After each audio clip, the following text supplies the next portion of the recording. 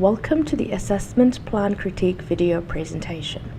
My name is Hessa Saleh and I will be evaluating the assessment methods, standards and results of the Middle States Commission on Higher Education.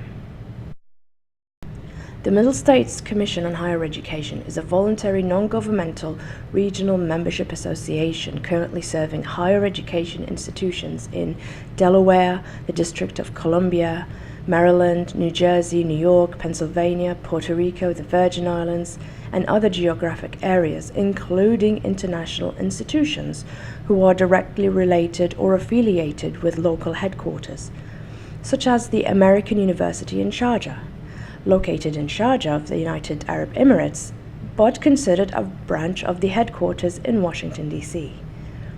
The Commission's mission statement is as follows.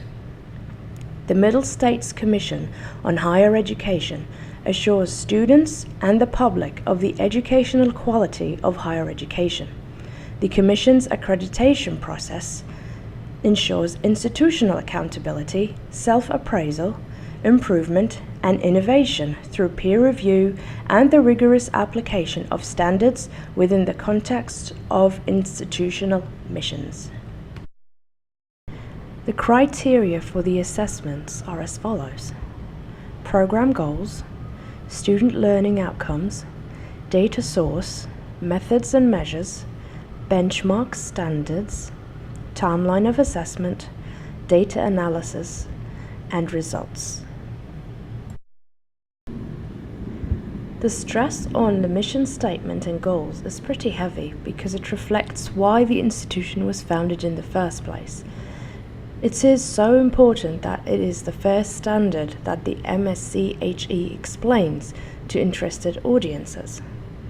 The MSCHE has a section in its publication Characteristics of Excellence in Higher Education, which critically assesses it. The publications and guidelines are clear and public.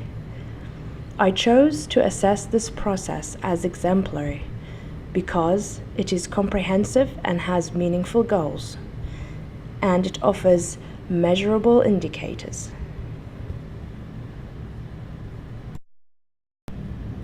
Student learning outcomes are required in the mission statement and the general assessment. The 14th standard covers the institution's student body's information, such as retention, competencies, and any other information that is relevant to assessing the level and achievement of the institutional goals. I chose to assess this stage as exemplary because it is well defined in standards, it has clear wording for no confusion, and it is measurable using different methods that are suggested, such as competency-based measures.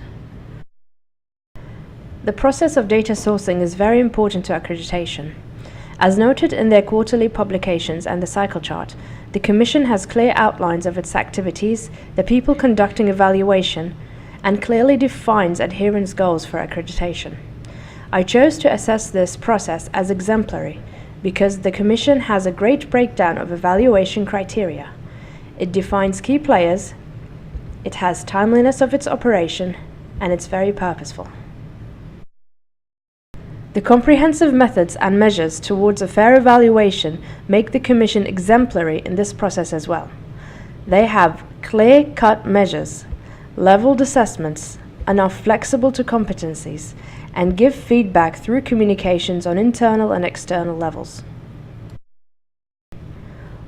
While student learning outcomes are important in determining accreditation, the Commission has no quantitative benchmarks and standards for student achievement since it's not involved in student-level operations and achievements. It does have, though, many detailed standards for institutions in order to achieve better student learning outcomes. I assess this step as accomplished and not exemplary because I believe it needs the development of qualitative standards and quantitative standards for student learning outcomes before it can truly be exemplary. The Commission conducts assessments every period of a maximum of 5 years for its accredited institutions and assesses evaluation in a cycle of 5 years. This includes both national and international accredited higher education institutions. Information on the chronology of events is shared at the beginning of the first year. I chose to assess this process as exemplary because it provides clear outlines of evaluation cycles, clear steps for the process, clear accreditation reconsideration cycles, and clear adherence to the Commission's goals and standards. The volunteer assessment professionals forward their analyses and opinions to the Commission for consideration in their decisions to begin, continue, or halt accreditation. Key findings usually revolve around student learning outcomes, the development of the institution, and its processes towards supporting the mission statement and goals. They help valuation of current affairs, future affairs, and the value of operations. I chose to rate this process as exemplary because it is comprehensive in analysis and dissemination of key data.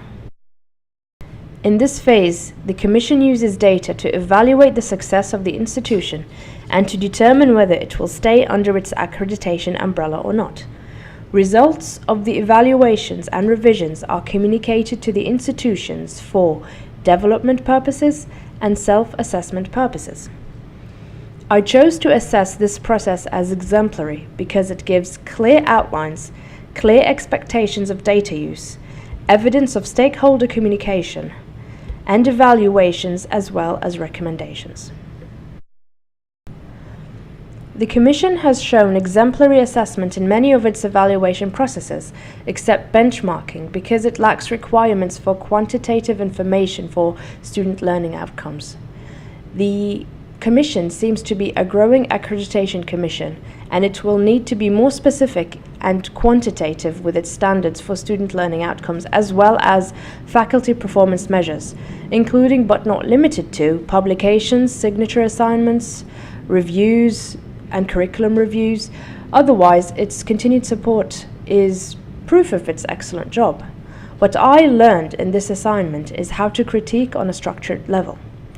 Using the rubric to find different benchmarks and match my commission to has been very interesting in experience, and it's going to help me in the future with governance in education, as well as being a form of quality control for my work and my peers. Thank you for your attention. Please find my references on this slide.